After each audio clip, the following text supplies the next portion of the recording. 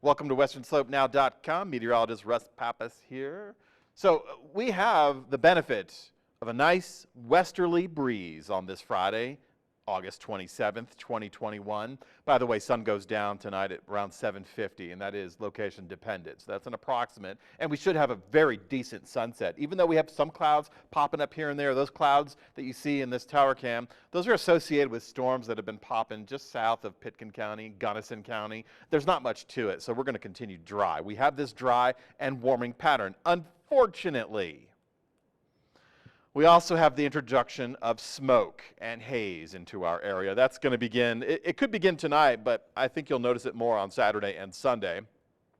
So we're back in this be careful kind of pattern where if you're spending prolonged periods outside, your lungs are going to feel it. So we have smoke and haze on the increase for Saturday, and winds are being transported in from Northern California where the wildfires are.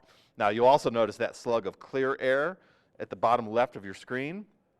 That's a southwest flow. There's no wildfires upstream from that, but that just changes here in the next 12 hours.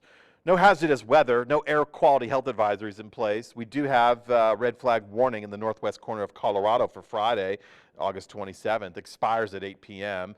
Breezy, gusty conditions have been experienced throughout the day today across all areas of the western slope. A good roundup of the wind speeds, right around the 25 to 30 mile per hour top gust zone. I don't know that we'll go any stronger as we continue through sunset. The storms I mentioned briefly over the mountain zones, those will dissipate right around sunset, and those aren't even impactful for us. They're further to our east. In fact, that's where you're going to find more storms along the divide and into the San Juans this weekend. Now, notice we're on the backside of yesterday's weather maker. The parent feature is working its way into the Great Lakes region. There is some active weather there associated with it. We have another system that's dragging across the area tomorrow. The only impact that's going to have will be the reinforcement of dry conditions and the breezy conditions tomorrow. So we're expecting 15 to 25 mile per hour wind speeds. And of course that will be transporting in smoke, but it'll also make things just a little bit breezy. Totally tolerable for a Saturday afternoon. And then we get into Sunday, smoke notwithstanding, we have mostly clear skies and very few storms. And we're talking about warming the temperatures up through the course of the weekend and into the middle of next week. Now this morning, mid-50s at Montrose. That's exactly where we should be this time of the year, 54 degrees. Grand Junction at a 63. We're supposed to be about 59. So I guess the difference that is no difference makes no difference. And then high temperatures forecasted today, a little bit hotter than they were yesterday and hotter than the average. On the board here, just to give you a couple examples, 85 is the average at Montrose, 89 is the average at Grand Junction, and we're doing well to exceed those numbers today. Getting into Saturday morning, basically the same low temperatures, basically the same type of sky. The only difference for Saturday over Friday would be, and we're going to keep breezy conditions, the only difference would be the introduction of smoke back into the forecast. Everybody going to be running hotter than the average for this time of the year. That will go for Saturday, that will go for Sunday, and that will continue through at least Tuesday of next week. Once we get into the midweek period of next week, we have a couple of things going on.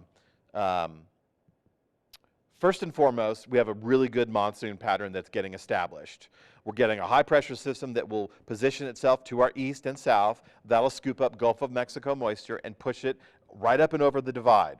Simultaneous with that, we have a low pressure system anchoring in the desert southwest that'll grab eastern Pacific subtropical moisture and drive it across the desert southwest right up into our area.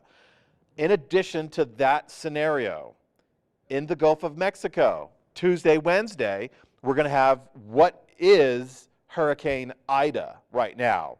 Then next week, it may not be a hurricane status, but it is going to inject extra rain potential, subtropical rain potential from the east with that high.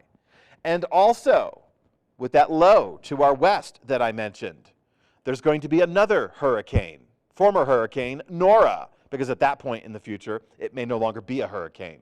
So scooping up even more subtropical moisture and driving it into the forecast area. So after the middle of next week, we're going to be looking at flooding concerns over burn scars. We're going to be looking at heavy downpours locally, nuisance flooding in the urban areas, arroyos, dry creek beds, small streams getting inundated. So we're going to be looking at a fairly decent slug of moisture coming online for the first week of September, or what would amount to be the first weekend.